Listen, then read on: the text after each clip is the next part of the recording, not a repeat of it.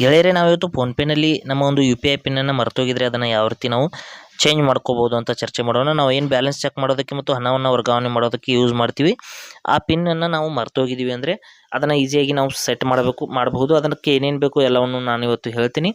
ಇಲ್ಲಿ ಫೋನ್ಪೇ ಆ್ಯಪ್ನ ಓಪನ್ ಮಾಡ್ಕೊಳ್ಳೋಣ. ಮಾಡಿದ ನಂತರದಲ್ಲಿ ಅಲ್ಲಿ ಯಾವ ರೀತಿ ಪ್ರೊಸೆಸ್ ಇರುತ್ತೆ ಅಂತ ಹೇಳ್ತೀನಿ. ಮೊದಲು ಫೋನ್ಪೇನಲ್ಲಿ ನೀವು ಪ್ರೊಫೈಲ್ ಫೋಟೋ ಮೇಲೆ ಕ್ಲಿಕ್ ಮಾಡ್ಕೊಳ್ಳಿ. ಮೇಲ್ಗಡೆ ಈ ರೀತಿ ಪ್ರೊಫೈಲ್ ಫೋಟೋ ಮೇಲೆ ಕ್ಲಿಕ್ ಮಾಡಿದ ನಂತರದಲ್ಲಿ ಇಲ್ಲಿ ಕೆಳಗಡೆ ಒಂದು ಮ್ಯಾನೇಜ್ ಪೇಮೆಂಟ್ಸ್ ಅಂತ ಒಂದು ಆಪ್ಷನ್ ಇದೆ ನೋಡಿ, ಅದರ ಮೇಲೆ ಕ್ಲಿಕ್ ಮಾಡ್ಕೊಳ್ಳಿ. ಮ್ಯಾನೇಜ್ ಪೇಮೆಂಟ್ಸ್ ಅಂತ ಇಲ್ಲಿ ಹೊಸ ಆಪ್ಷನ್ ಬಂದಿದೆ, ಅದರ ಮೇಲೆ ಕ್ಲಿಕ್ ಮಾಡ್ಕೊಳ್ಳಿ. ಮಾಡಿದ ನಂತರದಲ್ಲಿ ಕೆಳಗಡೆ U P I bank accounts ಅಂತ ಆಪ್ಷನ್ ಇದೆ ನೋಡಿ, ಅದರ ಮೇಲೆ ಕ್ಲಿಕ್ ಮಾಡ್ಕೊಳ್ಳಿ. U P I bank accounts ಅಂತ ಕ್ಲಿಕ್ ಮಾಡಿದ ನಂತರದಲ್ಲಿ ಇಲ್ಲಿ ನೀವು ಯಾವ ಬ್ಯಾಂಕ್ನ ಒಂದು ಯು ಪಿ ಐ ಪಿನ್ನನ್ನು ಮರ್ತೋಗಿದ್ದೀರಾ, ಯಾವ ಬ್ಯಾಂಕ್ನ ಯು ಪಿ ಐ ಪಿನ್ನನ್ನು ಬದಲಾವಣೆ ಮಾಡ್ತಾ ಇದ್ದೀರಾ, ಆ ಒಂದು ಬ್ಯಾಂಕ್ ಮೇಲೆ ಈ ರೀತಿ ಕ್ಲಿಕ್ ಮಾಡ್ಕೊಳ್ಳಿ. ಬೇರೆ ಬೇರೆ ಬ್ಯಾಂಕ್ಗೆ ನೀವು ಬೇರೆ ಬೇರೆ ಪಿನ್ನನ್ನು ಸೆಟ್ ಮಾಡಬಹುದು.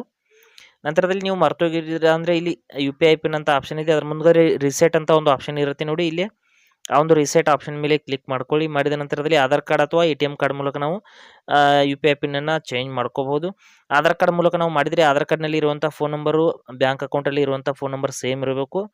ಇಲ್ಲಾಂದರೆ ನೀವು ಮಾತ್ರ ಎ ಟಿ ಎಮ್ ಕಾರ್ಡ್ ಇದ್ದರೆ ಎ ಟಿ ಎಮ್ ಕಾರ್ಡ್ ಅಂತ ಈ ರೀತಿ ಸೆಲೆಕ್ಟ್ ಮಾಡ್ಕೊಳ್ಳಿ. ಮಾಡಿದ ನಂತರದಲ್ಲಿ ಕೆಳಗಡೆ ಕಂಟಿನ್ಯೂ ಅಂತ ಆಪ್ಷನ್ ಇರುತ್ತೆ, ಅಲ್ಲಿ ಕ್ಲಿಕ್ ಮಾಡ್ಕೊಳ್ಳಿ.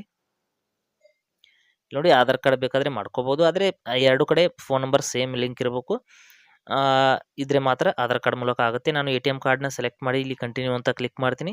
ನಂತರದಲ್ಲಿ ಎ ಟಿ ಎಮ್ ಕಾರ್ಡ್ ಮೇಲೆ ಇರುವಂಥ 16 ಅಂಕಿಗಳ ನಂಬರ್ಸ್ನಲ್ಲಿ ಕೊನೆಯ 6 ಅಂಕಿಗಳ ನಂಬರ್ಸ್ ಮಾತ್ರ ಹಾಕಬೇಕು. ಓಕೆನಾ, ಸ್ಟಾರ್ಟಿಂಗ್ ಎಲ್ಲ ಹಾಕೋ ಹಾಗಿಲ್ಲ, ಕೊನೆಯ 6 ಅಂಕಿಗಳನ್ನ ಹಾಕಬೇಕು. ನಂತರದಲ್ಲಿ ಅದರ ಮೇಲೇ ಒಂದು ಎಕ್ಸ್ಪೈರಿ ಡೇಟ್ ಅಂತ ಇರುತ್ತೆ, ಆ ಡೇಟನ್ನು ಹಾಕಿ ನಾವು ಕಂಟಿನ್ಯೂ ಅಂತ ಕ್ಲಿಕ್ ಮಾಡ್ಕೋಬೇಕು.